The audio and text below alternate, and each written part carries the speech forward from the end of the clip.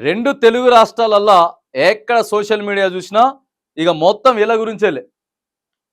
Duvvada scene, Madhuri. ఏందండి ఈ రచ్చ? దేనికోసం? ప్రజల సంక్షేమం కోసమా? లేకపోతే ప్రజల అభివృద్ధి కోసమా? దేనికోసం ఈ ఈ రచ్చంతా?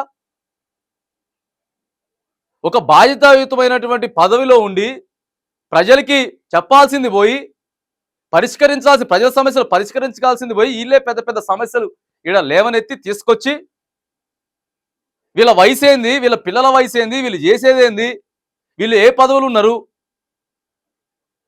అరే బాధ్యతాయుతమైన పదవులు ఉన్నప్పుడు సమాజానికి సమాధానం చెప్పాల్సి ఉంటుందండి. ప్రతిదీ రికార్డ్ అవుతుంది. మీరు చేసేది అంతా ప్రతిదీ రికార్డ్ అవుతుంది. మనం ఏం నేర్పిస్తున్నాం సమాజానికి అనేది ఇంపార్టెంట్ కదా. రాజకీయ నాయకులు అంటే మనం ఈ సొల్లు చెప్పేటోళ్ళనే కాడికెళ్ళి ఇగో మొత్తం దువ్వాడ సీన్ రచ్చనే జరుగుతా ఉన్నది. ఏంది రచ్చ అని అడుగుతా ఉన్నాం. మరి క్లైమాక్స్కి అయితే స్టోరీ చేరింది.